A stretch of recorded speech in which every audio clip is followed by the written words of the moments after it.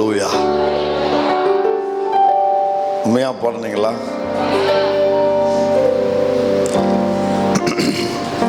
ரெண்டு சாமுவேல் 5:7 வாசி.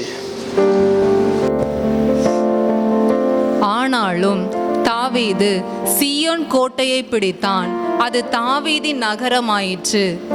எவன் சாளகத்தின் வழியாய் ஏறி எபூசியரையும் தாவீதின் ஆத்துமாவை பகைக்கிற சப்பானிகளையும் குருடரையும் முறிய அடிக்கிறானோ அவன் தலைவனாயிருப்பான் என்று தாவீது அன்றைய தினம் சொல்லி இருந்தான். அதனால் குருடனும் சப்பானியும் வீட்டிலே வரலாகாது என்று சொல்லுகிறதுண்டு. அந்த கோட்டையிலே தாவீது வாசம் பண்ணி அதற்கு தாவீதின் நகரம் என்று பெயரிட்டு மில்லோ என்னும் ஸ்தலம் துவக்கி உட்புறம் மட்டும் சுற்றிலும் இருக்கிற மதிலை கட்டினான். தாவீது நாளுக்கு நாள் விருத்தி அடைந்தான். சேனைகளின் தேவனாகிய கர்த்தர் அவனோட கூட இருந்தார். தடை செய்வது துரத்தப்படும் அப்படின்னு ஆண்டவர் நம்மளோடு பேசுகிறார். தாவீது அந்த சீயோன் கோட்டையை பிடித்தான், அது தாவீதின் நகரமாயிற்று. நமக்கு நிறைய ஆசீர்வாதம் இருக்கலாம், ஆனால் கர்த்தர் எனக்கு எதை சொன்னாரோ அது இன்னும் கிடைக்கல. அப்போ நம்முடைய குறி எதில் இருக்கணும், நம்முடைய கண் எதில் இருக்கணும்னா, நமக்கு நிறைய கொடுத்துருக்காரு அது மேலே இருக்கக்கூடாது. எனக்கு எதை வாக்கு சொன்னாரோ அது மேலே நம்முடைய குறி இருக்கணும். மறுபடியும் சொல்கிறேன், நிறைய ஆசீர்வாதம் நமக்கு இருக்கலாம், ஆனால் கர்த்தர் எனக்கு எதை சொன்னாரோ அது இன்னும் கிடைக்கல. அப்போ என்னுடைய பார்வை, என்னுடைய நோக்கம் முழுவதும் இருக்கிற அந்த நிறைய ஆசீர்வாதத்தின் மேல அல்ல, எனக்கு எதை சொன்னாரோ அது மேலதான் என் பார்வை இருக்கணும், என்னுடைய நோக்கம் இருக்கணும். உதாரணமா ஆபிரகாமுக்கு வெள்ளியும் பொண்ணும் உடைய சீமான், அவனுக்கு எந்த வீட்டில் குறை எதுவுமே கிடையாது அவன் வீட்டில். ஆனா அவனுக்கு எதை சொன்னாரோ அது இன்னும் கிடைக்கல. அவனுக்கு சொன்னது ஒரு கற்பக்கனி, ஒரு புத்திரன், ஒரு சந்ததி. அப்போ அது இன்னும் கிடைக்கல, அது மேலதான் அவன் குறியா இருந்தான்.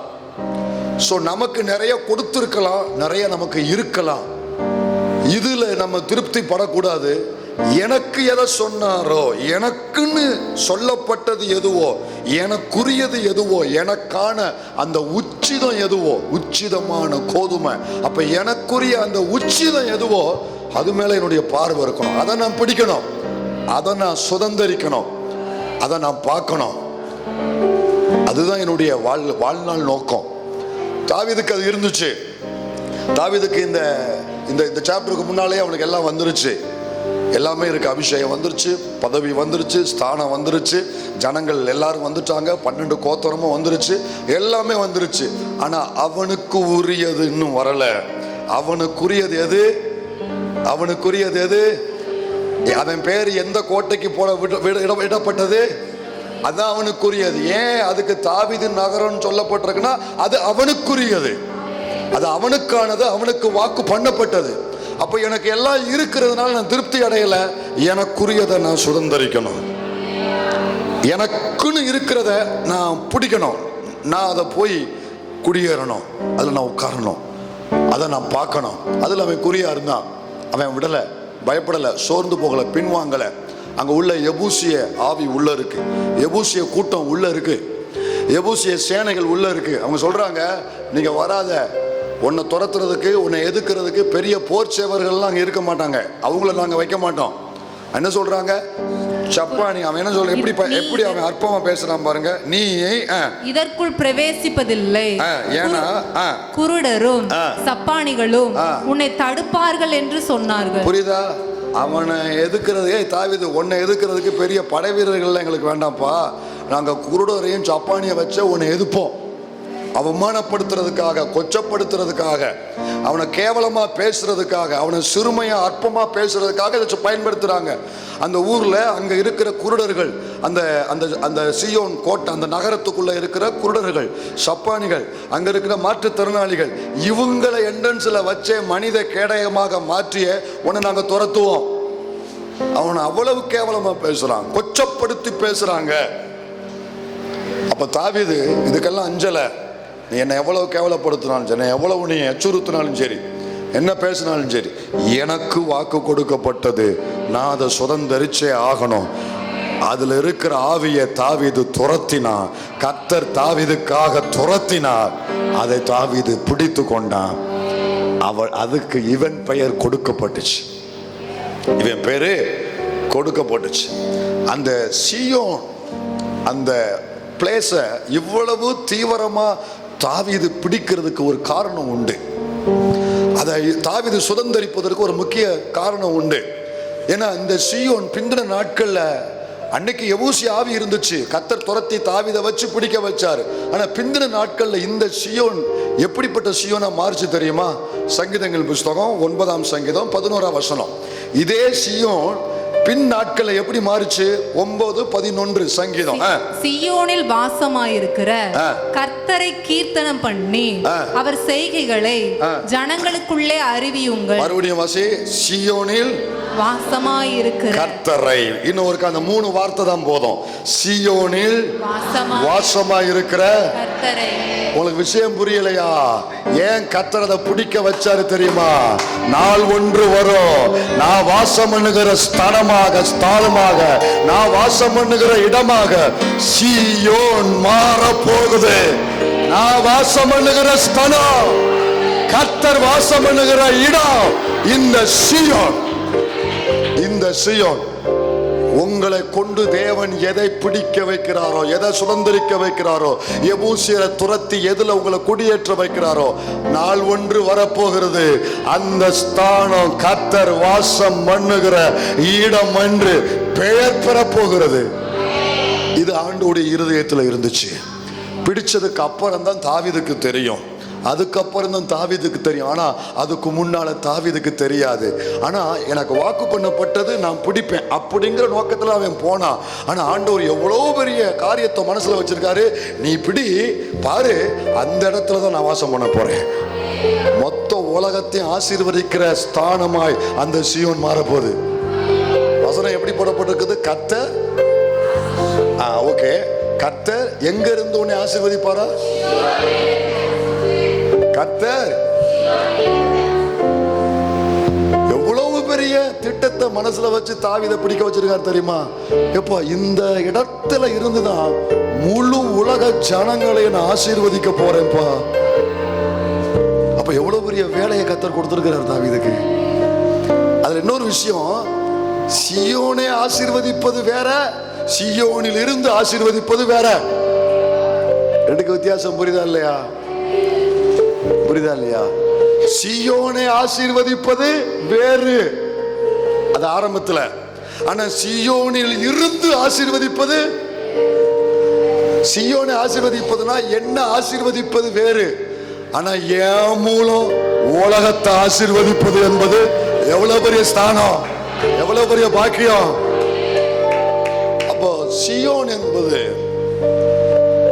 அதுல மூணு வகையான சியோன் இருக்கு. இப்போ அதில் வேண்டாம், அது பெரிய டாபிக். சியோன்லேயே பைபிள் படி 3 வகையான சியோன் இருக்கு. அதுல ஒரு சியோன் யாருன்னா, சீயோன் குமாரத்தியே கேள். இங்க உட்கார்ந்துருக்கிற ஒவ்வொருவரும் ஒரு சீயோன் குமாரத்தி. ஆண்டவர் சொல்றாரு, நீங்க தான் சீயோன். யார் சீயோனு? பக்கத்துல சொல்லுங்க, நான் தான் சீயோன். புரிஞ்சுக்கோ, எல்லாருமே சொல்லுங்க, நான் தான் சீயோன், நான் தான் சீயோன். புரியுதா உனக்கு? என் பேர் என்ன பேரு? சீயோன். ஹலோ சீயோன், கவனிங்க. ஆண்டவர் என்ன சொல்றாரு? சீயோனிலிருந்து. இவ்வளவு நாள் இந்த வசனத்துக்கு அர்த்தம் தெரியல, இப்ப புரிஞ்சுக்கோங்க. சீயோனிலிருந்து மனப்பாடமா கிளிப்பில மாதிரி சொல்லிட்டு வளர்ந்துட்டோம். சீயோனிலிருந்து. இப்போ செய்கையை வச்சு பாருங்க, சீயோன் யாரு? இப்ப சொல்லுங்க, சீயோனிலிருந்து. சீயோனிலிருந்து ஆசீர்வதிக்கிறவர் இங்க இருக்கிறாரு. என்னில் இருந்து என் மூலம் அத்தனை பேரை ஆசீர்வதிக்க போறாருன்னா, அல்லேலூயா, கைதட்டி மகிமைப்படுத்துங்க கர்த்தருக்கு. இதுக்காகத்தான் நான் பிடிக்க வச்சேன், இதுக்காகத்தான் நான் பிடிக்க வச்சேன் தாவீது. புரிஞ்சுக்கோ. அதே சங்கீத புஸ்தகம் 78:68 வாசி. 78:68. யூதா கோத்திரத்தையும் தமக்கு பிரியமான சீயோன் பர்வதத்தையும் தெரிந்து கொண்டார். கர்த்தர் வாசமா இருக்கிற ஸ்தானம் ஒண்ணு. இரண்டாவது, அங்கிருந்து தேவன் முழு உலகத்தையும் ஆசீர்வதிக்கிற ஸ்தானம். மூணாவது, தேவன் தெரிந்து கொண்ட ஸ்தானம். வரப்போகிற நாட்களில இங்கிருந்து தான் நான் என்னுடைய தேசத்துக்கான, சபைக்கான, உலகத்தின் மனுக்குலத்துக்கான பல திட்டங்களை நிறைவேற்றுவதற்கு தேவன் தெரிந்து கொண்ட ஸ்தானம் வேற எதுவும் இல்ல. தாவீதை கொண்டு எதை பிடிக்க வச்சாரோ அந்த ஸ்தானம் ஆண்டவர் சூஸ் பண்ணி தெரிந்து கொண்ட ஸ்தானம். 102:15 சங்கீதம் 102:15. எதுக்கு தாவீதை வச்சு இந்த சீயோனை ஆண்டவர் எபூசியரை துரத்தி சீயோனை பிடிக்க வச்சாரு? 102:15. கர்த்தர் சீயோனை கட்டி, கர்த்தர் சீயோனை கட்டி தமது மகிமையில் வெளிப்படுவார்.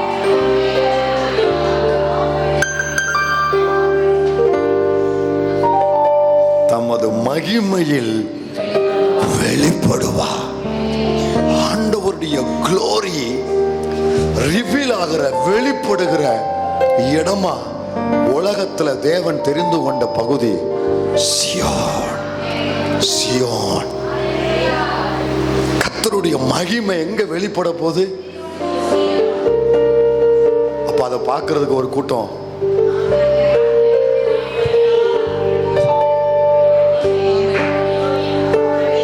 திசையிலிருந்து அந்த பார்க்கிறதுக்கு ஒரு கூட்டம் ஓடி வரும். நான் இப்படி வாசிக்கிறேன், கர்த்தர் சீயோனை கட்டி. கொஞ்சம் பேருக்கு தான் புரிஞ்சிருக்கு, தமது மகிமையில் வெளிப்படுவார். ஏன் பிடிக்க வச்சாரு? ஏன் எபூசியனை துரத்தினாரு? ஏன் தேவன் மீட்டு கொடுத்தாரு? அதை கட்டி கர்த்தர் மகிமையில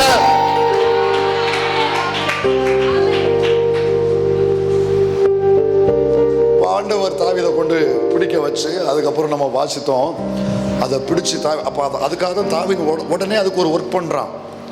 உடனே அதுக்கு என்ன செஞ்சான்னு நம்ம பார்த்தோம் போன வாரம். அதை பிடிச்ச உடனே அவன் என்ன கட்டினா? அதுக்குள்ள வீட்டை கட்டலை, அதுக்குள்ள பிளே ஸ்கூலை கட்டலை, பார்க்க கட்டலை. அதில் என்ன கட்டினா? மதுளை கட்டினான்.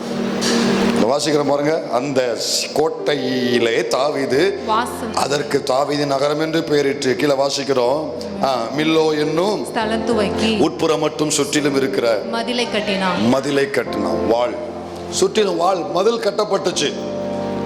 கவனிங்க, இந்த மதில் எவ்வளவு முக்கியத்துவம், மதில்னா என்ன அப்படிங்கறத போன வாரம் பார்த்தோம் லேசா, அதோட முடிச்சோம். இந்த மதிலை தாவீது கட்டினோம்ல, இந்த மதில் பின்னாட்கள் டேமேஜ் ஆச்சுன்னு இருக்கு. பின்னாட்கள் இதே மதில் கட்டினா அது கண்டிப்பாக என்ன செய்யும்? வருஷங்கள் ஆகும்போது டேமேஜ் ஆகும். ஆனால் தாவீது கட்டின இதே மதில் பின்னாட்கள் எசேக்கியா நாட்களில் இதை மறுபடியும் எடுப்பித்து கட்டப்பட்டதுன்னு வசனம் இருக்கு. 2 நாளாகமோ 32, 2 நாளாகமோ 32:2 வசனம் 2, அதிகாரம் 32 வசனம் 2. சனகரிப் எருசலேமில் யுத்தம் பண்ண நோக்கம் கொண்டிருப்பதை எசேக்கியா கண்டபோது, இந்த எருசலேம்ல ஒரு பகுதி தான் சீயோன். கன்ஃபியூஸ் ஆகிக்கிறாங்க, சரியா? அதுக்குள்ள ஒரு பகுதி தான் சீயோன். சரி, இப்போ கவனிங்க. அப்போ அந்த பகுதியை தாவீது பிடிச்சு கட்டுன அந்த பகுதியில சனகரிப்பு பின்னாட்கள்ல பல தலைமுறை கழிச்சு சனகரிப்பு ராஜா அதை பிடிக்க அவன் வர்றான். எருசலேமில் யுத்தம் பண்ண நோக்கம் கொண்டிருப்பதை எசேக்கியா கண்டபோது, அவனுக்குள்ள பாருங்களேன், அது கண்ட உடனே முதல்ல அவன் என்ன பண்ண அப்படின்னா, கீழே 5 வசனவா, அதுல 5 அவன் திடன் கொண்டு இடிந்து போன மதிலை எல்லாம் கட்டி என்ன செய்யறான்? இடிந்து போன வாஸ்து முடி அவைகளையும் வெளியிலுள்ள மற்ற மதில்களையும் கொத்தளங்கள் மட்டும் உயர்த்தி தாவீதின் நகரத்தின் கோட்டையை பலப்படுத்தி, அந்த எருசலேமுக்குள்ள இருக்கிற அந்த சீயோன்ல அதனுடைய கோட்டையுமே அவன் என்ன செய்யறான்? அதுலயும் கொஞ்சம் பலவீனப்பட்டிருக்கு, அதுவும் கொஞ்சம் டேமேஜ் ஆயிருக்கு. அதையும் மறுபடியும் ரீவொர்க் பண்றான், அதை ரினியூ பண்றான், மறுபடியும் அதை கட்டுறான். எங்கெங்க உடைஞ்சிருக்கு, பேந்திருக்கு, பூச்சி எங்க போயிருக்கு, கல் எங்க உடைஞ்சிருக்கு, எங்கெல்லாம் அது டேமேஜா இருக்கு, அதெல்லாம் பேக்கப் பண்றான். அதை மறுபடியும் அதை பூசி அதை பலப்படுத்தி திரளான ஆயுதங்களையும் கேடகங்களை பண்ணி. ஏன்னா போதும் படிக்கும். ஏன்னா எதிரி திட்டம் பண்ணும் பொழுது எதிரியினுடைய கண்ணுக்கும் அவன் எய்கிற ஆயுதங்களுக்கும் நான் தப்புவிக்கப்படணும்னா என் எல்லைக்கு முதல் தேவை, நம்ம குடும்பத்துக்கு முதல் தேவை, நம்ம பிள்ளைகளுக்கு முதல் தேவை, இந்த ஊழியத்துக்கு முதல் தேவை மதில். மதில் அதான் பாருங்க, ராஜாக்கள் பிடிச்ச உடனே முதல்ல கோட்டச்சோரை கட்டுவாங்க. கோட்டச்சோரை கட்டுவாங்க. பாபிலோனுடைய ஜியோகிராஃபி தெரிஞ்சவங்களுக்கு, அந்த ஆராய்ச்சி பண்ணவங்களுக்கு தெரியும். பாபிலோனை குறித்து சொல்லப்பட்டிருக்கு. அன்றைய உலக வல்லரசுல நம்பர் 1 வந்து பாபிலோன். அன்றைய உலக வல்லரசு நம்பர் 1 பாபிலோன். அவன் அசிரியனை, அதாவது எகிப்தை வீழ்த்திட்டு அதுக்கப்புறம் பாபிலோன் வாரான். எகிப்து ராஜ்யம் வீழ்ந்துச்சு, அதுக்கப்புறம் பாபிலோன் வாரான். பாபிலோன் வந்ததுக்கு அப்புறம் அவனுடைய கோட்டச்சோவருக்கு பார்த்தீங்களா, பாபிலோனுடைய கோட்டச்சோவரத்துக்குள்ள காம்பவுண்ட் வால். நம்ம ஊர்ல நம்ம கோட்டச்சோவர் எவ்வளவு அகலம் இருக்கு? ஒத்த ஜங்கல் 6 இன்ச்சு, மிஞ்சி போனா பிளாக்கு, சாலிட் பிளாக்கு அல்லது ஹாலோ பிளாக்கு 8 இன்ச்சு, செங்கல்னா 4 இன்ச்சு, இதுனா 8 இன்ச்சு, அவ்வளோதான் முடிஞ்சு. நம்ம ஊர் காம்பவுண்ட் வால் அந்த லட்சணத்தில் இருக்கு. ஆனால் அவன் காம்பவுண்ட் வாலில் 3 பஸ்ஸு போகும், ரதம் 3 ரதம் போகும். அது போர் ரதம் இருக்குல்ல, போட்டால் 3 ரதம் ஓடுங்க. அதில் காம்பவுண்ட் வால் அசைக்கு, அதுக்குள்ளே அவன் இருப்பான், அதுக்குள்ளே அரண்மனை இருக்கும். அதுவும் ஜியோகிராஃபி அந்த அந்த சரித்திரம் சொல்லுது, பாபிலோனுடைய சரித்திரம் சொல்லுது, அவன் கோட்டச்சோர்களை அணுகவே முடியாதான், எவனுமே போக முடியாது, போக முடியாது, அவ்வளோ பயங்கரம். வசனம் பார்த்துருக்கீங்களா? இரும்பு தாழ்பால்களை, வெண்கல கதவுகளை, இதெல்லாம் அவனை குறித்து சொல்லப்பட்டது, அவனை குறித்து சொல்லப்பட்டது. கோரேஸ் ஆண்டவர் எழுப்பும் பொழுது பாபிலோனுக்கு, நேபுக்கு செய்ய போறது, பாபிலோனுக்கு செய்ய போறத ஆண்டவர் தீர்க்க தரிசனமா சொல்றாரு. எப்படி பிடிச்சான் ஒரு ரகசியம் சொல்லட்டுமா, சரித்திரத்தை சொல்லட்டுமா? எப்படி பிடிச்சான்னா, இப்படி வச்சுக்கோங்க, இந்த நினைக்கிற பாருங்க, கோட்டை சுத்தி என்ன இருக்கு, இந்த கோட்டை சுவர் எவ்வளவு அகலம் சொன்னேன்? 3 பஸ்ஸு போகலாம், அவ்வளோ அகலம் இந்த கோட்டை. இதுக்குள்ள அவன் இருக்கான், இதுக்குள்ள இருக்கான், எவனுமே போக முடியாது. இப்போ பாபிலோனை வீழ்த்துறதுக்கு ஆண்டவர் எதை எழுப்பினார்னா, மேதிய பெர்சியாவை எழுப்பினாரு. மேதிய பெர்சிய சாம்ராஜ்யம். ஸோ எகிப்து, அதை வீழ்த்தி பாபிலோன் வருது, பாபிலோனை வீழ்த்த மேதிய பெர்சியா வர்றான். இப்ப இவனை கொண்டு இவனை வீழ்த்தவே முடியாது. உலகத்துல எவனுமே அவனை பக்கத்துல, பாபிலோன் பக்கத்துல போக முடியாது. அவ்வளவு பயங்கரமான ராணுவம், பாதுகாப்பு, கோட்டை இவனுக்கு இருந்துச்சு. இவனை எப்படி பிடிச்சான்னா, ஒரே வகையில தான் பிடிச்சான். இந்த கோட்டைக்குள்ள ஒரு ஆறு, அந்த 2 யூப்ரட்டிஸ் டைக்ரிஸ் ஆறு இருக்கு பாருங்களா, ஐப்ராத்து, அந்த ஐப்ராத்து ஆறுல இருந்து ஒரு பகுதியை இந்த பைய அப்படியே திருப்பி தன்னுடைய கோட்டைக்குள்ள விட்டுருக்கான். இவ்வளவு பயங்கரம் பாருங்க. ஐப்ராத்து ஆறுல ஒரு பகுதியை வெட்டி ஒர்க் பண்ணி அதுல ஒரு பகுதியை, தண்ணி பிரச்சனையே இருக்கக்கூடாது பாருங்க, அப்படியே பியூர் வாட்டரை அங்கிருந்து திருப்பி தன்னுடைய கோட்டைக்குள்ள விட்டுருக்கான். 6 ஓடம் உள்ள. அவனை எப்படி பிடிச்சாங்கன்னா, அந்த ஆறு எங்க இருந்து கிளம்புதோ அங்க ஒரு அணையை கட்டி ஆறை நிறுத்தி, ஆமாங்க சரித்திரத்துல இருக்கு, அங்க ஒரு அணையை கட்டி தடுத்து அந்த ஆறை திருப்பி விட்டு, அந்த ஆறு போன பாதையில இரவோடு இரவா ராணுவம் உள்ள போச்சு. அப்படித்தான் பிடிக்க முடிஞ்சு. பாபிலோன் அப்படித்தான் வீழ்த்தினாங்க. சரி, இப்ப நான் எதுக்கு சொல்றேன்னா, எல்லா காலங்களிலுமே எது முக்கியமா இருந்தது? மதில் ரொம்ப முக்கியம். ஆண்டவர் நமக்கு மறுபடியும் உணர்த்துறது, உங்க குடும்பத்துக்கு, உங்க பிள்ளைகளுக்கு, இந்த ஊழியத்திற்கு எது முக்கியம்னு கர்த்தர் சொல்றாரு? மதில் ரொம்ப முக்கியம். பிடிச்சிட்டேன், உன்னை சுதந்திரிக்க வச்சுட்டேன், நீ கால் ஊனிட்ட, அல்லது வரும் நாட்கள்ல மீதி இருக்கிற இந்த 6 மாதத்துல நீ பிடிப்ப. யாரு நீங்க மனதில் வைத்து ஜெபிக்கிறீங்களோ, எபூசியனை துரத்த வேண்டும் என்று, எனக்குரிய கோட்டையை பிடிக்க வேண்டும் என்று, என் சுதந்திரம் என் கையில திரும்ப வர வேண்டும் என்று பிரயாசப்படுகிற சகோதரி, தாய் தகப்பனே, சகோதரா, தம்பி, தங்கச்சிய, அதை உன்னை கொண்டு கர்த்தர் பிடிக்க வைப்பார். 1000 ஆசீர்வாதம் உங்களுக்கு இருந்தாலும் உங்களுக்கானத தேவன் சுதந்திரிக்க வைப்பார். உங்களுக்கு வாக்கு கொடுத்தத தேவன் சுதந்திரிக்க வைப்பார். நீங்க பிடிச்ச உடனே முதல்ல ராவோடு ராவா செய்ய வேண்டியது சுத்தியும் மதில் எழுப்பிருங்க. சுத்தியும் மதில் எழுப்பிருங்க. மதில்னா என்ன? போன வாரம் ஆண்டவர் சொன்னார். மதில்னா என்ன? சாமக்காரர் ஒருபோது ஓய்ந்திருக்காத. 62 வாசித்தோம். வாசி பார்க்கலாம். 62 மதில் என்பது 62:6. எருசலேமே, உன் மதில்களின் மேல் பகல் முழுதும் ராம் முழுதும் ஒரு காலம் மௌனமாயிராத ஜாமக்காரரை கட்டளையிடுகிறேன். ஜாமக்காரர் மதில்களின் மேல். மதில்கள் மேல். அப்போ ஜெபம் என்னும் மதில் என்னங்க?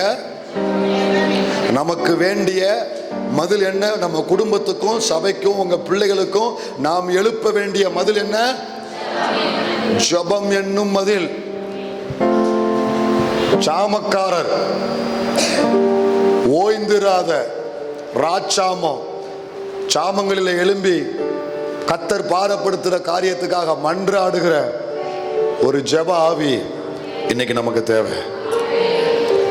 போன வாரம் ஆண்டவர் நம்மகிட்ட பேசினாரு. எத்தனை பேர் இந்த லாஸ்ட் வீக்ல இந்த வார்த்தைக்கு ஒப்பு கொடுத்தீங்க? கடைசியா எத்தனை பேர் இதுக்காக இந்த 1 வீக்ல எத்தனை பேர் ஃபாலோ பண்ணீங்க?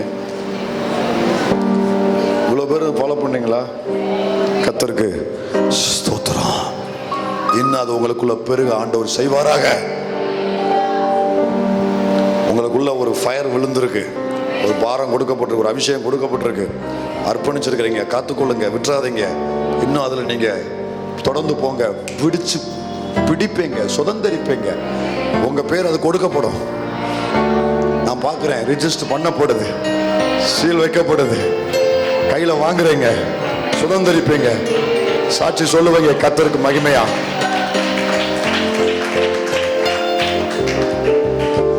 அந்த ஜெபம் என்னும் மதில மட்டும் நீங்க விட்டுறாதீங்க. உங்களுடைய குடும்பத்துக்காக, உங்க பிள்ளைகள் சபைக்காக ஜெபம் என்னும் மதில் ரொம்ப முக்கியம். அந்த ராச்சாம ஜெபம் வந்துங்க.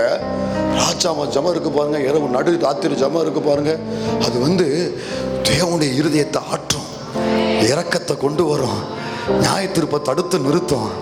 ராச்சாம ஜெபம் பெரிய அற்புதங்கள் எல்லாம் கொண்டு வரும். நம்ம காணவே வாய்ப்பில்லாத நிறைய காரியத்தை ராச்சாம ஜெபத்துல பார்க்க வைப்பார் கர்த்தர். ஏன்னா அது தியாகம் பண்ணப்படுகிற ஜெபம். பகல்ல அது சும்மா நம்ம அது பிரச்சனை இல்லை. ஆனா ராச்சாம ஜெபம்ங்கிறது நிறைய அது கரையம் அதுல இருக்கு. அந்த கரையத்துக்கு ஆண்டவர் பார்ப்பாரு, அந்த கரையத்துக்குரிய பதில கொடுப்பாரு. அதை புரிஞ்ச பிள்ளைங்க அதை விட்டுறாதீங்க. பிரதர் போன வாரம் சாட்சி சொன்னாரு, இப்பதான் சொன்னார், இந்த வாரம் சொன்னாரு. போன ஞாயிற்றுக்கிழமை அவர் வேற எங்கேயோ ஃபங்க்ஷனுக்கு போயிருக்காரு. போன ஞாயிற்றுக்கிழமை சாயங்காலம் நான் வேற எங்கேயோ ஒரு இடத்துக்கு போயிருக்காரு. ஒரு ஃபங்க்ஷனுக்கு சொந்த பந்தம் எல்லாரும் போயிருக்கிறாங்க. பெருங்கூட்டமா இருக்கிறாங்க. இவர் உள்ள போறாரு. கேட்டு பக்கத்துல 4 பேர் நின்று கையை பிடிச்சி இழுக்கிறார். வந்தீங்களா, வாங்க வாங்க வாங்க வாங்க அப்படிங்காரு. ஆனா ஆண்டவர் சொல்றாரு, நீ உள்ள போகாத அப்படின்ட்டு. நீ உள்ள போகாத. ஐயோ என்ன செய்யணும் தெரியலையே. சரி நீங்க போங்க, நான் வரேன் அப்படின்னு அவங்கள அனுப்பிச்சிட்டு, என்னப்பா செய்ய, நீ நேரம் ஆலயத்துக்கு போ அப்படின்னா. கரெக்டா 7 மணிக்கு இங்க நடந்துட்டு இருக்கும்போது உள்ள வந்திருக்காரு. உள்ள பின்னால உட்காந்து வார்த்தையை கேட்டுக்கிட்டே இருக்காரு. கடைசியில் ஆண்டவர் இந்த ராச்சாமம் மதில் என்னும் ஜபம் ஒப்பு கொடுத்து ஜபிக்கும் பொழுது அவருக்குள்ள தேவன் ஒரு பெரிய ஜப ஆவியை ஊற்ற, இந்த வாரம் முழு நடு ராத்திரில எழும்பி ஜபிக்க கர்த்தர் என்னை பலப்படுத்தினார் பாஸ்டர். எதிர்பார்க்கவே இல்லை. இத கர்த்தர் எவ்வளவு திட்டம் பண்ணி என்னை அனுப்புனாரு. இந்த பாக்கியம் எங்க கிடைக்கும்? அல்லேலூயா. இரவு நேரத்தில் ஜெபிக்கிற தாய்களுக்கு சொல்றேன், சகோதரிகளுக்கு சொல்றேன், இதை விடாதீங்க. ஒரு அரை மணி நேரமாவது பரவாயில்ல. அந்த இரவு நேர ஜெபம் ரொம்ப முக்கியம்.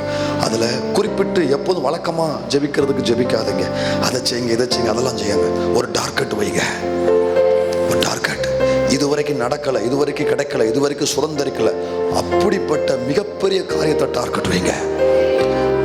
சும்மா அரிசி வேணும், கோதுமை வேணும், பருப்பு வேணும், இந்த மாதிரிலாம் அந்த ராச்சாமத்தில் ஜெபிக்காதீங்க. அது தாங்க, இதை தாங்க, அதெல்லாம் ஒன்றும் கேட்காதீங்க. ஒரு தீர்மானம் எடுத்து, ஆண்டவரை நான் பிடிக்கணும்ப்பா, நான் அதை சுதந்திரிக்கணும்ப்பா, இப்படி இப்படி இப்படி இந்த மாதிரி டார்கெட் வச்சு தரிசனம் ஊழியத்தையும் ஒரு நினைவு கூறுங்க. ராஜாம ஜபத்தில் இந்த ஊழியத்தையும் நினைவு கூறுங்க, இந்த தரிசனத்தையும் நினைவு கூறுங்க.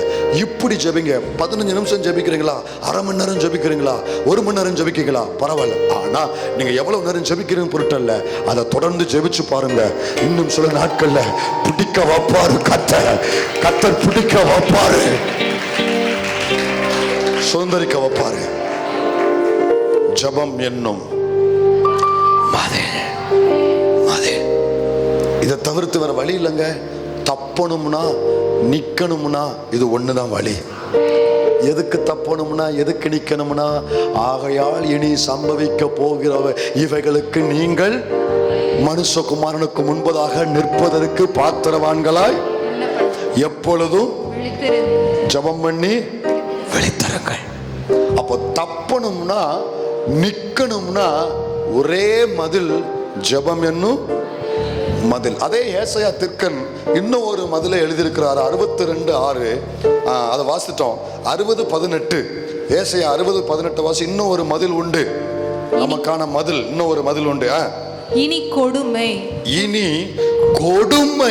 உன் தேசத்திலும் அழிவும் நாசமும் உன் எல்லைகளிலும் கேட்கப்பட மாட்டாது.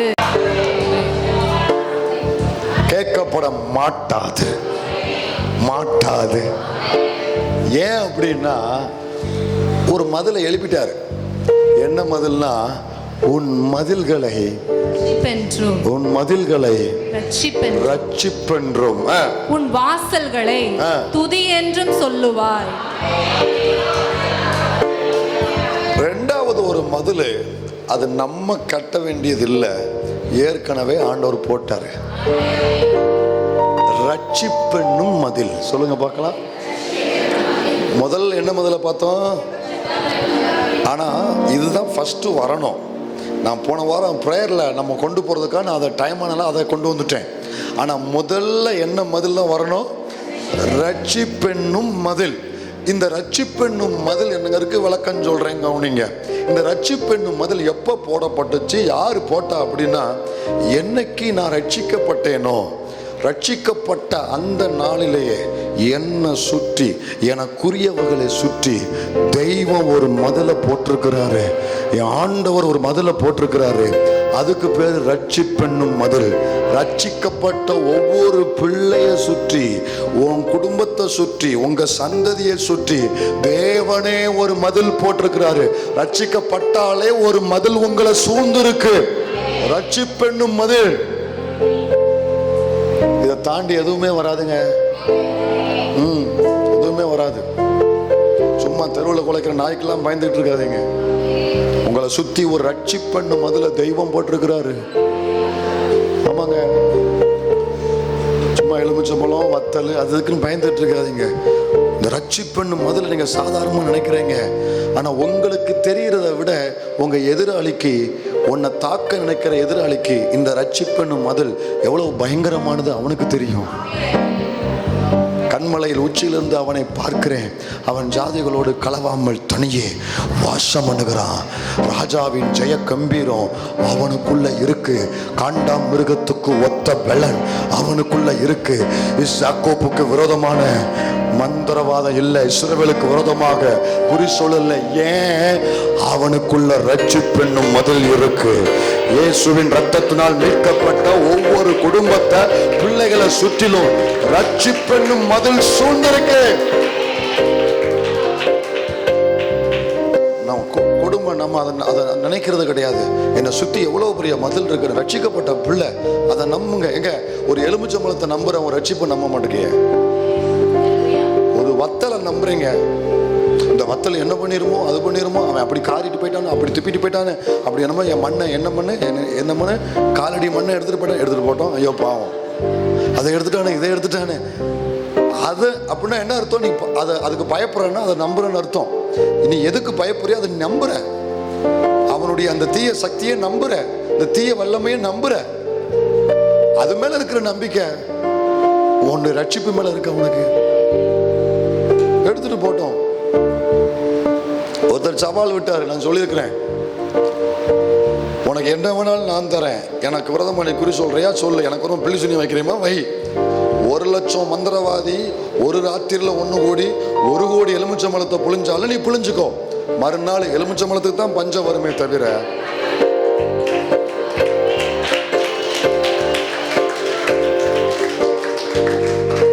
அதை நீங்க நம்புங்க. முதல்ல நான் ரட்சிக்கப்பட்ட பிள்ளை, நான் ரத்தத்தினால மீட்கப்பட்ட பிள்ளை, கிறிஸ்துவின் ரத்தம் விலைக்கரையமாய் கொடுத்து தேவன் என்னை 2வது முறையாகவும் அவருக்கு சொந்தமாய் வாங்கியிருக்காரு. எத்தனாவது முறையா? அவருக்கு 2வது முறையில் நம்ம சொந்தம். எதுல? ரட்சிக்கப்படும் பொழுது. முதல் முறையில் எப்படி சொந்தம்? நம்ம பிறப்புல அவருக்கு நம்ம சொந்தம், நம்முடைய பிள்ளை, நாம் அவருடைய பிள்ளைங்க. படைப்புல படைத்த தேவனுக்கு நாம் அவருடைய பிள்ளைங்களாக இருக்கோம். ஆனா பிறந்து அவரை விட்டு தூரமான போது ரத்தத்தை கொடுத்து வாங்கியிருக்கிறாருங்க. 10 ரூபா பேனாவா நான் எவன்டையும் கொடுக்க மாட்டேன். ஏன் பேனான்றேன் என்ன? ஒரு பேனாவை நான் எனக்கு அவ்வளவு பாதுகாப்பா வச்சிருக்கிறேன். ரத்தம் கொடுத்து வாங்கியிருக்கிறாரு, எப்படி விடுவாருங்க? ரத்தம் கொடுத்து வாங்கியிருக்காரு. உசுரக விட உன்னை மேல வச்சிருக்காரு. தன் குமாரனுடைய ஜீவனை விட நம்மள மேல வச்சிருக்கிறாரு. அந்த ஜீவனை கொடுத்து வாங்கியிருக்கிறாருன்னா நான் எவ்வளவு முக்கியம் அவருக்கு. நான் கர்த்தருக்கு முக்கியம், என் குடும்பம் கர்த்தருக்கு முக்கியம். என்னெல்லாம் ஆண்டவருக்கு தெரியுமா, என்னெல்லாம் பார்ப்பாரா? அப்படி பேசாதீங்க. போன வாரம் ஒரு பாஸ்டர்ட்ட ஒரு பிரதர்கிட்ட பேசிக்கிட்டு இருக்கும்போது ஏதோ ஒரு டாபிக் ஓடிச்சு. அப்போ அவர் ஏதோ ஒரு செமினார் அட்டன் பண்ணிட்டு என்ன சொல்றாரு, அங்க அது நடக்கு, இங்க இது நடக்கு, இப்படி நடக்கு, அப்படி நடக்கு, பார்க்க வேதனையா இருக்கு. ஆனா என்ன செய்ய, கடவுளை பொறுத்த வரையில மனுஷன் வந்து ஒரு பொம்மை அப்படின்னாரு. நான் சொன்னேன், ஓ அப்படி சொல்லாதையா. யாரையா சொன்னான்? பொம்மையா? பொம்மைக்காகவா தன் குமாரனை அனுப்பி, பொம்மைக்காகவா தன் குமாரன் ரத்தத்தை சிந்தி, பொம்மைக்காகவா மீட்டெடுத்தாரு. நம்ம அப்படி செய்வோமா? அவருடைய பிள்ளைங்க, அவருடைய சாயல் படைக்கப்பட்டவங்க, ரத்தம் கொடுத்து நம்மளை வாங்கியிருக்காரு. உங்க சிந்தனையில இருக்கணும், எவ்வளவு பெரிய விஷயம் உங்களுக்கு எதிராக நடந்தாலும் சரி, நான் ரத்தத்தின் விலக்கரையம் கொடுக்கப்பட்டு மீட்கப்பட்டவன். ரட்சிப்புன்னு முதல் என் வீட்டை சுத்தி இருக்கு, என் பிள்ளைய சுத்தி இருக்கு, தொட முடியாது. எப்படி தாண்ட முடியும் நான் கேட்கிறேன். அதை நீங்க நம்புங்க. 3வது ஒரு மதில் உண்டு. ஒண்ணு இப்படி மறுபடியும் வாசிங்க, மறுபடியும் சொல்லுங்க. முதல் மதில் என்னது? ரட்சிப்பென்னும் மதில். அது தேவன் போட்டிருக்கார். 2வது மதில் என்ன பார்த்தோம் போன வாரம்? ஜெபம் என்னும் மதில். 3வது ஒரு மதில வாசிங்க. சகரியா தீர்க்க தரிசன புஸ்தகம் 2ஆம் அதிகாரம் 5வது வசனம். சகரியா 2:5. நான் அதற்கு சுற்றிலும். எல்லாரும் எடுத்துட்டீங்களா? சீக்கிரம் எல்லாரும் எடுங்க, எல்லாரும் சீக்கிரம் எடுங்க, சீக்கிரம் எடுங்க. சேர்ந்து வாசிப்போமா? எல்லாரும் இணைந்து வாசிப்போமா? எடுக்கட்டா டிவியை பாருங்க, வாசிப்போம். நான் அதற்கு சுற்றிலும் அக்கினி மதிலா இருந்து அதன் நடுவில் மகிமையாய் இருப்பேன் என்று கர்த்தர் சொல்கிறார். கர்த்தர் சொல்கிறார். கர்த்தர் சொல்கிறார். நானே மதிலாய் இருப்பேன், நானே அக்கினி மதிலாய் இருப்பேன்.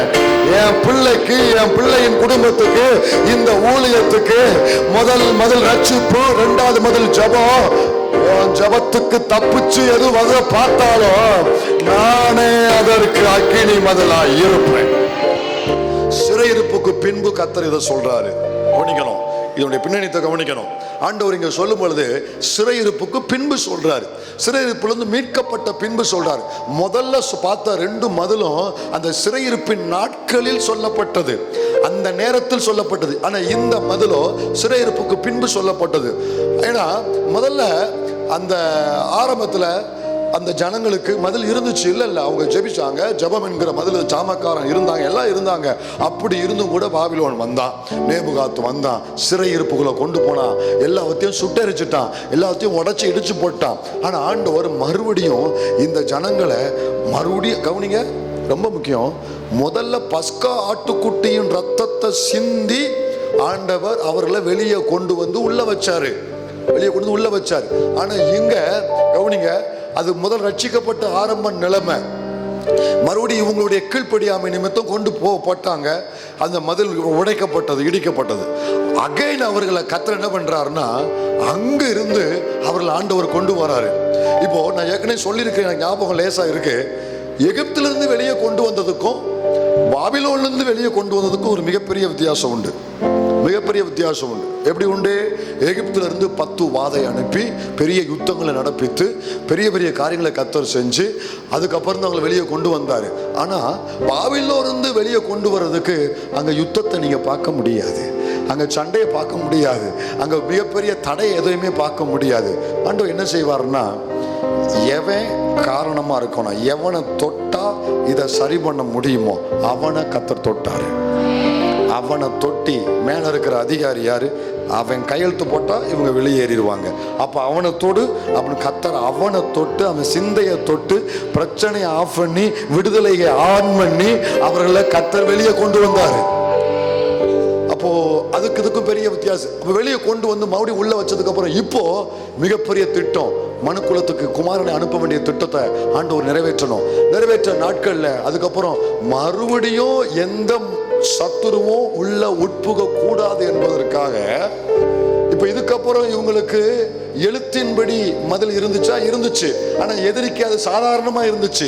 எதிரி பார்த்து சொல்றேன், எசேக்கியேல் நிறைய இடத்துல சொல்லப்பட்டிருக்கு, அந்த இடம் திறந்து கிடக்கு, நம்ம போய் பிடிச்சுக்கிடலாம், நம்ம போய் அதை பங்கிட்டுக்கிடலாம் எதிரி சொல்றான். அப்ப ஆண்டவர் பார்த்தாரு, ஓஹோ என் ஜனத்தை பார்த்தா உனக்கு அவ்வளவு இலக்கணமா இருக்கு, என் பிள்ளைய ஈஸியா தாக்கலாம்னு நினைக்கிற, அப்படியா? அவன் கட்டின மதில் நீ இடிச்சு போட்டலாம்னு நினைக்கிற, அப்படியா? சரிடா, நீ இடி பார்க்கலாம். இப்ப நான் என்ன செய்ய போறேன் தெரியுமா?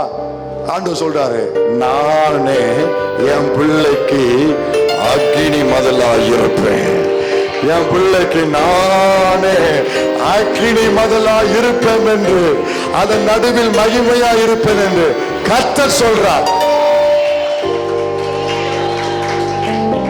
இப்ப வா பார்க்கலாம், இப்ப வா பார்க்கலாம். இந்த ஒரு காரியத்தை நீங்கள் நானும் ஆண்டவற்ற இந்த ஊழியத்துக்கும் இந்த குடும்பத்துக்கும் இங்க இருக்கிற ஒவ்வொரு குடும்பத்துக்கும் நம்முடைய பிள்ளைகளுக்கும், ஆண்டவரே நாங்கள் ஜெபிக்கணும், ஜெபிப்போம், எங்களுக்கு வேணும், முக்கியம், நாங்கள் தொடருவோம். ஆனால் எங்கள் ஜெபத்தை காட்டிலும், ஜெபம் என்னும் மதிலை காட்டிலும், எங்களுடைய ஞானமா இருக்கிறோம் அப்படிங்கிற அந்த மதிலை காட்டிலும், ரொம்ப செக்யூரா நாங்க இருக்கிறோம் அப்படிங்கிற மதிலை காட்டிலும் எங்களுக்கு முதலா இருக்கணும்ப்பா, நீங்க எங்களுக்கு முதலா இருக்கணும்ப்பா. அண்ணோட்ட கேட்போமா, அவட கேட்போமா. இன்னும் ஒன்னே ஒன்று வாசிச்சுட்டு இன்னும் ஒன்னே ஒன்று பார்த்துட்டு நம்ம இதுக்காக இந்த இடத்துக்காக நம்ம மறுபடியும் வருவோம். இதுக்கு நம்ம தொடர்ந்து வருவோம். கவனிங்க, ஆண்டவர் இங்கே இன்னும் ஒரு விஷயம், ஏசாயா தீர்க்கதரிசி புஸ்தகத்தில் 37வது அதிகாரத்தில் 35லேருந்து வாசி, 37, 35 வாசி. என் நிமித்தமும் என் தாசனாகிய தாவீது நிமித்தமும் நான் இந்த நகரத்தை ரட்சிக்கும்படிக்கு இதற்கு ஆதரவாய் இருப்பேன் என்பதை கர்த்தர் உரைக்கிறார் என்று சொல்லி அனுப்பினான். சரி வாசி. அப்பொழுது கர்த்தருடைய தூதன் புறப்பட்டு அசிரியன் பாளையத்தில் 180,000 பேரை சங்கரித்தான். அதிகாலமே எழுந்திருக்கும் போது இதோ அவர்கள் எல்லாரும் செத்த பிரேதங்களாய் கிடந்தார்கள். அப்பொழுது அசிரியா ராஜாவாகிய சனகரிப் பிரயாணப்பட்டு திரும்பி போய் நினிவேயில் இருந்து விட்டான். போதும், கவனிங்க கவனிங்க. ஆண்டவர் முதல்ல நம்ம என்ன பேசிட்டு வராரு? தடுக்கும் வல்லமைய துரத்துவார். தடுக்கும் வல்லமை துரத்தப்படும். எது நமக்கு தடுத்து கொண்டு இருக்கிறதோ அது துரத்தப்படும். சரி கவனிங்க. இப்போ இங்க ஒரு வல்லமை எழும்புது. இது என்ன வல்லமைன்னா பயமுறுத்துகிற வல்லமை. அசீரிய ராஜா இஸ்ரவேல் ஜனங்களை, யூதா கோத்திரத்தை, அன்றைக்கு ராஜாவா இருந்த எசேக்கியாவை, அவனை சார்ந்திருந்த ஜனங்களை பயமுறுத்துறான். அவன் பேச்சின பேசுக்கு அளவே இல்லைங்க, காது கொடுத்து கேட்கவே முடியாது. அவ்வளவு கொச்சையா, அவ்வளவு கேவலமா, மோசமா பேசுவான். அப்ப சொல்றான், ஏய் நீ முதல்ல எபிரேய பாஷையில, எங்க பாஷையில பேசாத, ஏன்னா எங்க ஜனங்கள்லாம் கேட்டு சோர்ந்து போயிடுவாங்க. நீ அசீரிய பாஷையிலேயே பேசு, எங்களுக்கு புரியும் அப்படின்றான். அதெல்லாம் முடியாது, நான் எல்லாரும் கேட்குற மாதிரி தான் பேசுவேன். சில பேருங்க நம்மளை அவமானப்படுத்துறதுக்குன்னே வருவாங்க தெரியுமா? என் வாப்பா உள்ள வாப்பா பேசிக்கிடுவான். உள்ள வந்து நான் பேச மாட்டேன், ரோட்ல நின்று தான் பேசுவேன், வாசல் நின்று தான். ஏன் தெரியுமா? அவன் நோக்கம் என்ன நோக்கம் சொல்லுங்க பார்க்கலாம். ஒன்று கேவலப்படுத்தணும், அசிங்கப்படுத்தணும். ரோட்டில் நின்று தான் பேசுவேன், வா ஓரமாக வா பேசணும். சரி ஃபோனில் அதெல்லாம் வரமாட்டேன். உன்னை ரோட்டில் நின்று என் நோக்கமே உன்னை கேவலப்படுத்தணும், உன்னை அசிங்கப்படுத்தணும், உன்னை பயமுறுத்தணும், உனக்குள்ள ஒரு பயத்தை உருவாக்கணும். நினச்சி நீ பயந்து சாகணும். இதுதாங்க பயமுறுத்துகிற ஒரு வல்லமை, பயமுறுத்துகிற வல்லமை. நீங்கள் அதை எதிர்கொண்டு இருக்கிறீங்களா? ஏதோ ஒரு பயம் உங்களை நிம்மதியாக இருக்க விட மாட்டேக்கா? சரீரத்தில் வியாதி என்னும் தாக்கம், இது ஒரு பயம். அல்லது மனுஷிக கூட்டம் உங்களுக்கு எதிராக தெருவில் நின்று அசிங்கமாக கொச்சையாக கேவலமாக பேசி உங்களை பயமுறுத்தி இனி அந்த இடத்துக்கு போகவா, அவங்கள முகத்தில் முழிக்கவா பயமுறுத்துகிற வல்லமையினால் சூழப்பட்டிருக்கீங்களா? நல்ல கவனி தேவ பிள்ளைய, கர்த்தர் யாருன்னு சொல்கிறேன். உன்னை பயமுறுத்துகிற வல்லமையை துரத்தி உன்னை விடுவிக்கிற தேவன் என்பதை நீ மறவாத. இந்த ராத்திரி நேரத்தில் உன்னை எது பயமுறுத்தி கொண்டிருக்கு, உனக்குள்ள ஒரு நிம்மதியை இருக்க விடாம மறந்து இருப்ப, டக்குன்னு ஞாபகம் வரும், ஒரு பயம் உள்ள வரும். மறந்திருந்தா தான் நிம்மதியாக இருப்பீங்க. சில ஆட்கள் மறந்திருக்கும் போது தான் நிம்மதியாக இருப்பீங்க. மற்ற நேரங்கள்லாம் ஒரு பயம் ஆட்கொண்டோம். என்ன நடக்க போகுது, யார் நடக்க போகுது, அசிரியம் வந்துடுவானோ, அது நடக்குமோ, இது நடக்குமோ, பிடிச்சிருவானோ, கொண்டு போயிடுவானோ, இதத்தை வித்துட்டு ஊரை விட்டு போகணுமோ, ஐயோ இதாயிருமோ அதாயிருமோ, அப்படி பண்ணிடுவானோ இப்படி பண்ணிடுவானோ, ஒரு பயமுறுத்துற வல்லமை உன் ஆட்கொண்டு இருக்கா? இந்த ராத்திரி நேரத்தில் கர்த்தர் சொல்றாரு, நான் துரத்துகிற தேவன். உன்னை எது பயமுறுத்தி கொண்டிருக்கிறதோ அந்த வல்லமை துரத்தப்படும் என்பதை நீ மறவாத. அதுல ஒரு வார்த்தை கொடுக்கப்பட்டிருக்கு, நமக்கு தெரிஞ்ச பகுதி, பலமுறை தியானிச்சிருக்கிறோம். ஒரு தூதன் 1,86,000. இது பயங்கரமான ஒரு சாட்சி. சரி, இது எப்போ நடந்துச்சுன்னா, அந்த வசனத்தை மறுபடியும் வாசி. இப்போ வாசித்த வசனத்தை வாசி மறுபடியும். அப்பொழுது கர்த்தருடைய தூதன் புறப்பட்டு அசிரியன் பாளையத்தில் 1,85,000 பேரை சங்கரித்தான். அதுக்கு அடுத்த வார்த்தை, அதிகாலமே எழுந்து. நிறுத்து மறுபடியும். அதிகாலமே, எல்லாரும் மறுபடியும். அதிகாலமே, ஒரே ஒரு முறை மறுபடியும் எல்லாரும். அதிகாலமே. எப்போ துரத்தப்பட்டுச்சு?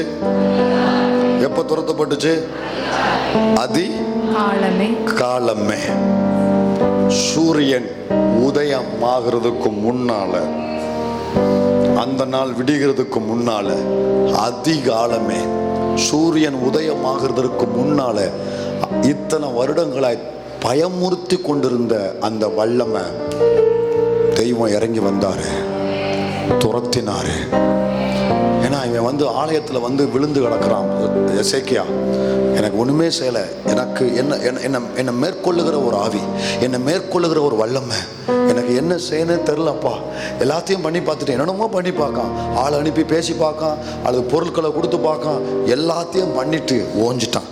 வேற பண்றதுக்கு ஒண்ணுமே இல்லை. இது என்ன செய்ய பயங்கரமா இருக்கு, வேற வழியே இல்லைன்னு ஆலயத்தின் கதவை திறந்து விரித்து முழங்கால் போட்டு கதறி ஜெபிக்க ஆரம்பிச்சான். கர்த்தர் அவன் ஜெபத்தை பார்த்து கேட்டு இறங்கினாரு. இறங்கிட்டு ஆண்டவர் என்ன செஞ்சாருமா, நீ ஜெபம் பண்ணிக்கிட்டு விடியறதுக்குள்ளாக உன்னை பயமுறுத்துற வல்லமை துரத்தப்படும். விடியறதுக்குள்ளாக இன்னொன்னு தெரியுமா, அவனை எல்லைக்கு உள்ளேயே கர்த்தர் வரவிடலை தெரியுமா? அவனை உன் எல்லைக்கு வெளியிலேயே கர்த்தர் துரத்தினாரு. உன் எல்லைக்கு வெளியில துரத்தினாரு, அதிகாலமே துரத்தினாரு, விடியறதுக்குள்ளேயே துரத்தினாரு. ஒரு நாள் விடிய போது, அந்த விடிகிற நேரத்துல உன்னை பயமுறுத்தின வல்லமை துரத்தப்பட்டிருக்கும். உங்களை பயமுறுத்தின வல்லமை துரத்தப்பட்டிருக்கும். உன் குடும்பத்தை பயமுறுத்தின வல்லமை, உன் ஊழியத்தை பயமுறுத்தின வல்லமை, கொச்சப்படுத்தின வல்லமை, அத்தனை வல்லமையில துரத்தப்பட்டிருக்கும். ராத்திரி நேரத்துல இந்த சபை மக்களை பயந்து வாழ வைக்கிற அந்த வல்லமை, சமாதானத்தை கெடுக்கிற அந்த வல்லமை, வீட்டில் சமாதானமா இருக்க முடியாத அளவுக்கு அந்த வல்லமை உன்னை ஆட்கொண்டு உன்னை சின்ன பின்னமா ஆக்கி உன்னை சிதைச்சு போட்டுருச்சா? கர்த்தர் துரத்துவாராக. அல்லேலூயா, அல்லேலூயா. ஜெபிக்க போறோம். எல்லாரும் ஒருமனப்பட்டு முழங்கால நின்று எல்லாம் ஒருமித்து ஜெபிக்க போறோம். எல்லாரையுமே ஏதோ ஒன்று பயமுறுத்தி கொண்டிருக்கு. இயேசுவின் நாமத்தில் அது துரத்தப்படுவதாக. அல்லேலூயா. அதிகாலமே அது துரத்தப்பட்டாயிற்று. விடுகிற நேரத்தில் அது துரத்தப்பட்டாயிற்று. எது உங்களை பயமுறுத்துதோ, இப்போ வைராக்கியத்தோடு 5 நிமிஷம் நம்ம ஜெபம் பண்ணிட்டு போவோம். வைராக்கியத்தோடு. இதுதான் நீங்க எல்லாரும் இணைந்து ஜெபிக்கிற ஒரு நேரம்.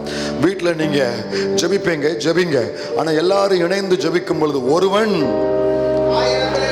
இருவன், பாத்தீங்களா? ஒருவர் நீங்க தனியா ஜெபிச்சா 1000 தான் துரத்த முடியும்.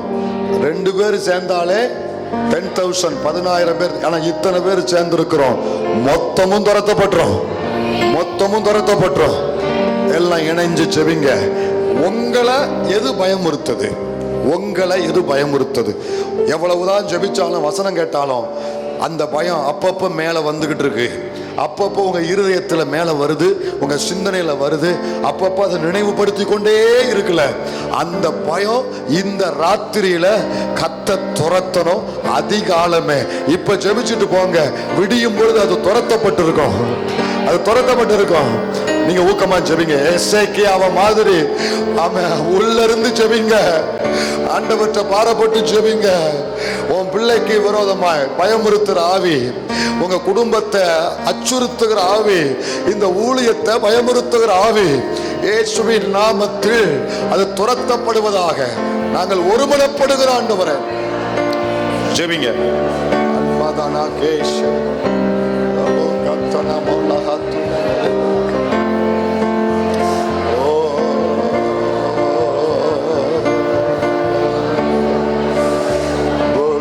ragatuna sheko melego dunama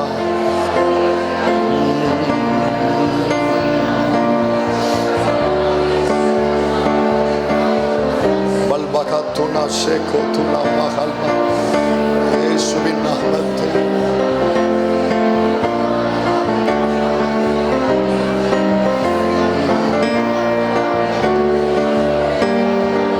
Jesus, Jesus, Jesus, Jesus. தூதனை அனுப்புங்கப்பா. உங்க பிள்ளைங்க ஜெபிக்கிற நேரத்திலேயே தூதனை அனுப்புங்கப்பா. தூதர்களை அனுப்புங்கப்பா. உங்க தூதனை அனுப்புங்கப்பா. உங்க தூதனை அனுப்புங்கப்பா.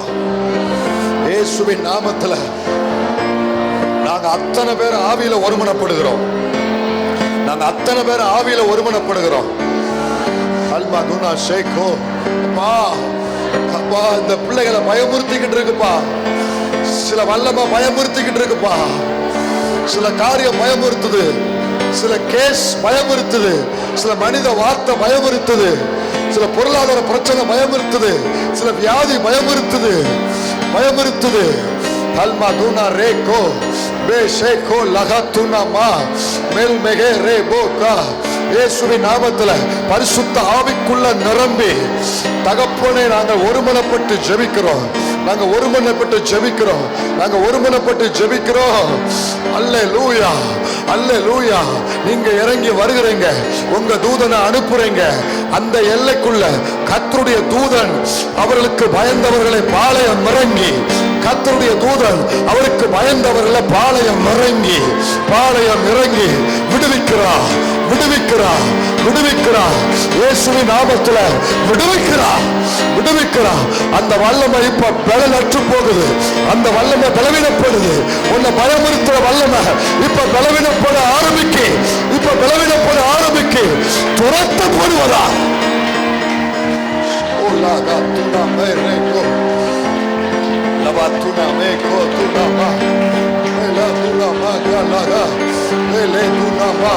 இயேசுவின் நாமத்துல பரிசுத்த ஆவிக்குள்ள நிரம்புகிறோம்.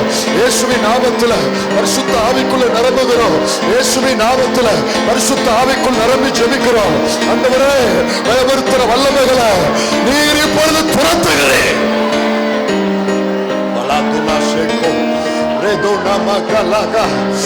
அந்த வியாதி வெளியேறட்டும், அந்த மனுஷிக வல்லமை வெளியேறட்டும், அந்த மனுஷிக கூட்டம் வெளியேறட்டும். அல்லேலூயா. அச்சுறுத்துகிற மனுஷ கூட்டம் வெளியேறட்டும். அந்த கேசுக்கு ஒரு முடிவு வரட்டும். இயேசுவின் நாமத்தினால அந்த ஆவிகள், அசுத்த வல்லமைகள் இயேசுவின் அதிகாரமுள்ள நாமத்தில் வேலை அடைக்கிறோம். இயேசுவின் ரத்தத்தினால், இயேசுவின் ரத்தத்தினால், இயேசுவின் ரத்தத்தினால். ஆமென், ஆமென், ஆமென். இயேசுவின் நாமத்தினால் துரத்தப்படுவதாக.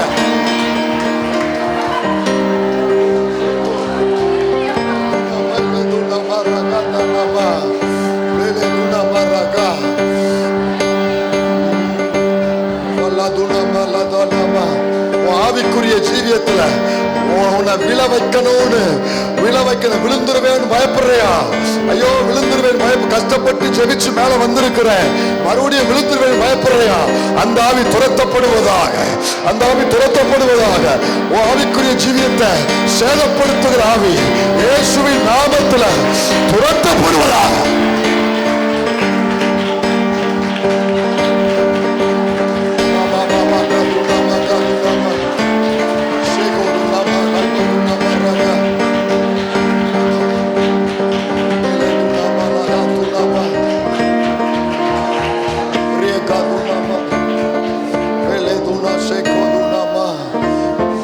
ஆண்டவருடைய சபைக்காக ஜெபம் பண்ணுவோம்.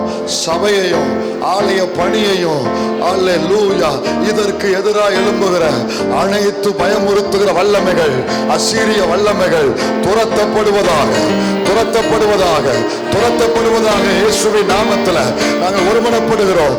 தகப்பனே, உம்முடைய ஆலயத்துக்கு எதிராக, உம்முடைய ஆலய பணிக்கு எதிராக, உம்முடைய சபைக்கு எதிராக பயமுறுத்துகிற வல்லமைகள் இயேசுவின் நாமத்தில் இப்பொழுது அவைகள் துரத்தப்படுவதாக, துரத்தப்படுவதாக. தகப்பனே, தூதனை நீங்க அனுப்பிட்டீங்க, உங்க தூதனை அனுப்பிட்டீங்க. எங்க எல்லைக்குள்ள கர்த்தருடைய தூதன் இறங்கி வாரார், கர்த்தருடைய தூதன் இறங்கி வாரார்.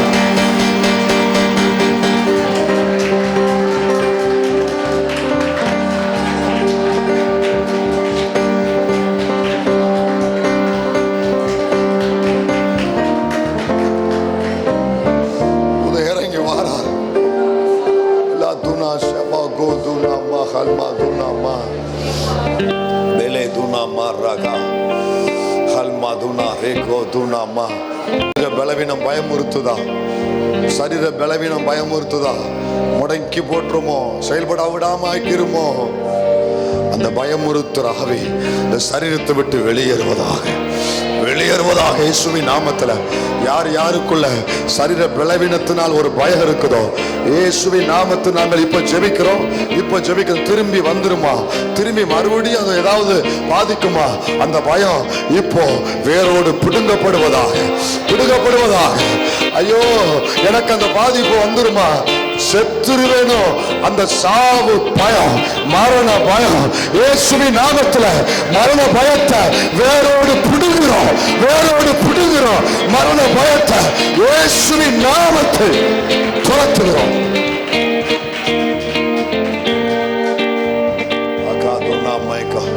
உங்க தொழில உங்களுக்கு வருமானம் வந்து கொண்டு இருக்கல, அதை தடுக்க கெடுக்க பயமுறுத்துற ஆவி மனுஷங்க வல்லமைகள் செயல்படுமானால் அதை இப்ப கத்த துரத்துவாராக, கத்த துரத்துவாராக. உங்களுடைய தொழில் உங்களுக்கு வருமானத்தை கொண்டு வருகிற அந்த எல்லையில சில ஆவிகள் தடுக்கவும் கெடுக்கவும் அசீரிய ஆவி உள்ள இறங்கியிருக்கு. இயேசுவின் நாமத்தில் அது துரத்தப்படுவதாக, அது துரத்தப்படுவதாக. இயேசுவின் நாமத்தில் அவைகள் துரத்தப்படுவதாக.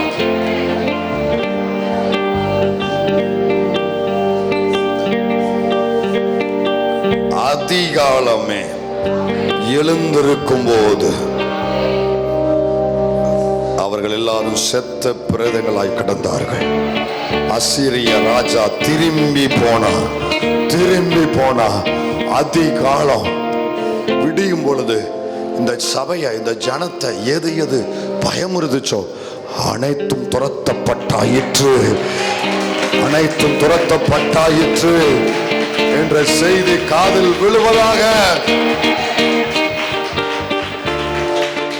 நான் இந்த நகரத்தை ரட்சிக்கும்படிக்கு இதற்கு ஆதரவாக இருப்பேன் என்பது கர்த்தர் உரைக்கிறார், கர்த்தர் உரைக்கிறார். எங்களுக்கு, எங்க குடும்பத்துக்கு, இந்த ஊழியத்துக்கு நீங்க அக்னி மதிலாய், எங்க பிள்ளைகளுக்கு நீங்க அக்னி மதிலாய், எங்க ஊழியத்துக்கு நீங்க அக்னி மதிலாய்.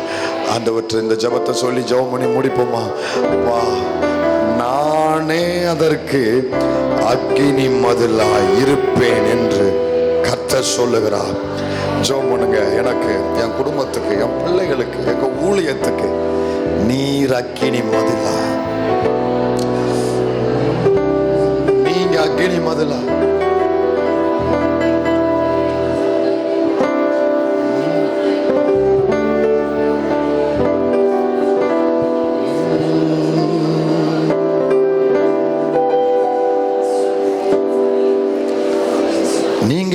அக்னி மதிலாய் நீங்க இருங்கப்பா, நீங்க இருங்கப்பா.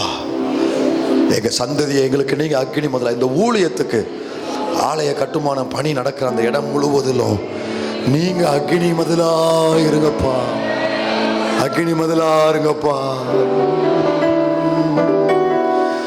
அக்னி மதில் நீரே, ஆறுதல் மழை நீரே,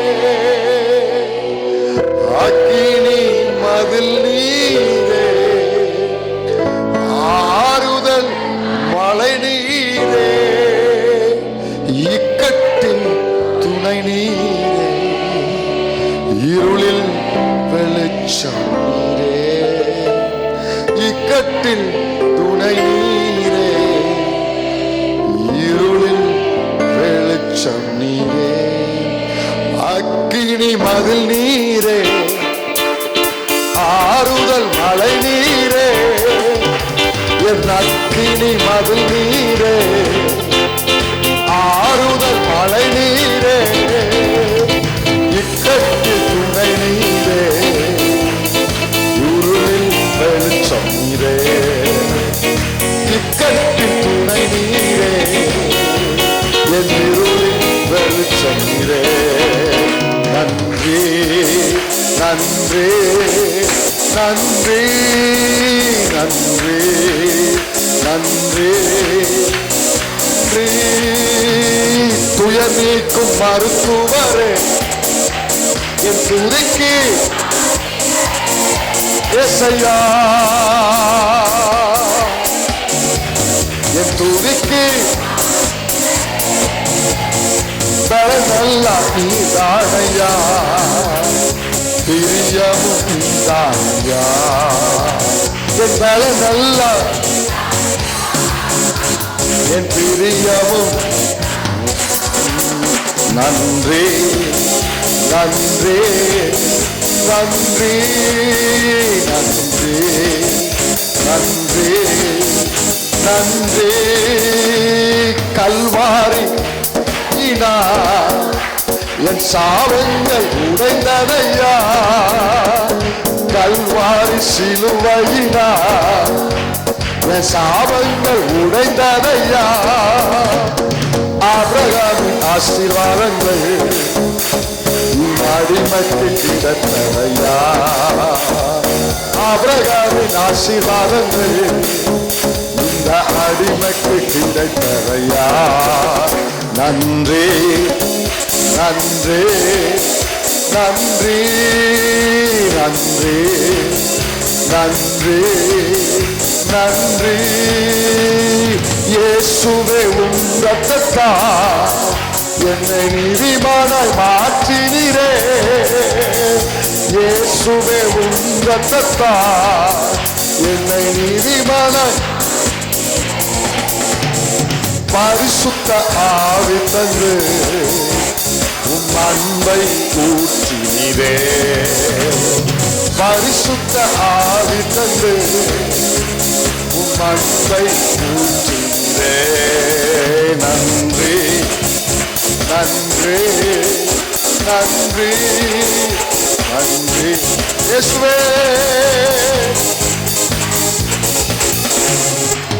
நன்றி நன்றி நன்றி நன்றி நன்றி நன்றி. தடுக்கிற ஆவி துரத்தப்பட்டதற்காக, தடை செய்கிற எபூசி ஆவி துரத்தப்பட்டதற்காக, பயமுறுத்துற ஆவிகள் துரத்தப்பட்டதற்காக நன்றி சொல்லுங்க, நன்றி சொல்லுங்க கர்த்தருக்கு. நன்றி அப்பா. விடியும் போது ஒரு அற்புதத்தை நாங்க பார்க்க போறோம். விடியும் போது லிட்ரலா எழுத்தின்படியே அப்பா நாங்க விசுவாசிக்கிறோம்ப்பா, நாங்க கன்ஃபஸ் பண்றோம்ப்பா, நாங்க ரிசீவ் பண்றோம்ப்பா இயேசுவின் நாமத்துல. ஆண்டவரே, இந்த வார்த்தையை யாரெல்லாம் விசுவாசித்து இந்த ராத்திரில ஜெபிச்சாங்களோ அவங்க அத்தனை பேருக்கும் விடியற் காலமே அதிகாலமே ஒரு அற்புதத்தை காண. அன்னைக்கு மோசே சொன்னாரு, விடியற் காலத்தில் கர்த்தருடைய மகிமையை காண்பீர்கள் என்று சொன்னார். அப்படி பார்க்க கிருபை செய்யுங்க. நீ கிருபை செய்வதற்காக உமக்கு கொடான கொடி ஸ்தோத்திரம். உமக்கு ஸ்தோத்திரம். எங்களுக்கு உறுதியை நாங்கள் சுதந்திரிக்க, அதில் நாங்கள் போய் நாங்கள் குடியிருக்க, நாங்கள் உம்மை ஆராதிக்க, உம்மை சேவிக்க, உமது நாமத்தை உயர்த்த எங்களுக்கு கிருபை தந்ததற்காய் ஸ்தோத்திரம், ஸ்தோத்திரம், ஸ்தோத்திரம், ஸ்தோத்திரம்பா. நீங்க அக்கினி மதிலா இருப்பதற்காக ஸ்தோத்திரம்பா. உமக்கு ஸ்தோத்திரம்பா. நன்றி, நன்றி, நன்றி, நன்றி, நன்றி, நன்றி. கிருபையுள்ள நல்ல ஆண்டவரே, நாங்கள் உம்மை நன்றி உள்ளத்தோடு நாங்கள் உம்மை துதிக்கிறோம். இந்த மாலையிலுமாய் ஆண்டவர் எங்களோடு கூட முகமுகமாய் கத்திரங்களை பேசி உம்முடைய வார்த்தையினால் பலப்படுத்தின கிருபைக்காக உமக்கு கோடா கோடி நாங்கள் நன்றி சொல்லுகிறோம். வீக தேவ பிரசன்னம் இந்த மாலையில் எங்களை ஆளுகை செய்வதற்காக உமக்கு நாங்கள் மகிமை செலுத்துகிறோம். ஆண்டவரே, உடைய வார்த்தையினால் கத்திரங்களை பலப்படுத்தி இருக்கிறீர். தொடர்ந்து உடைய சமூகத்திலே நாங்கள் ராட்சாமங்களிலே அதிகாலையிலே தேவ சமூகத்திலே அமர்ந்திருந்து ஜெபிக்கிற ஜெப ஆவியை கத்த சபை முழுவதும் ஊற்றி இருப்பதற்காக உமக்கு கோடா கோடி ஸ்தோத்திரங்கள். கேட்ட சத்தியத்தின்படி நாங்கள் எங்களை ஒப்பு கொடுத்து வாழ ஆண்டவரே, இதில் நாங்கள் வளர்ந்து பெருக உடைய சித்தம் எங்களுக்குள் சபையில நிறைவேற்றப்பட ஆண்டவர் எங்களுக்கு அனுக்கிரகம் செய்வீராக. தேசியதாசன் குடும்பங்களை இரத்த கோட்டைக்குள் மறைத்து ஆண்டவர் மறைத்துக் கொள்வீராக, பாதுகாத்துக் கொள்வீராக. நீடித்த ஆயுசு நாட்களை கத்து தருவீராக. உடைய கரத்தில் அர்ப்பணிக்கிறோம். நாம மாத்திரம் மகிமைப்படட்டும். இயேசு கிறிஸ்துவின் நாமத்தில் ஜெபிக்கிறோம் நல்ல பிதாவே, ஆமென். ஆமென். ஆத்துமாவே கர்த்தரை ஸ்தோத்திரி, என் முழு உள்ளமே அவருடைய பரிசுத்த நாமத்தை ஸ்தோத்திரி. ஆத்துமாவே கர்த்தரை ஸ்தோத்திரி, அவர் செய்த சகல உபகாரங்களை. ஆமென், ஆமென், ஆமென். கர்த்தர் உங்களை யாவரையும் ஆசீர்வதிப்பாராக. God bless you.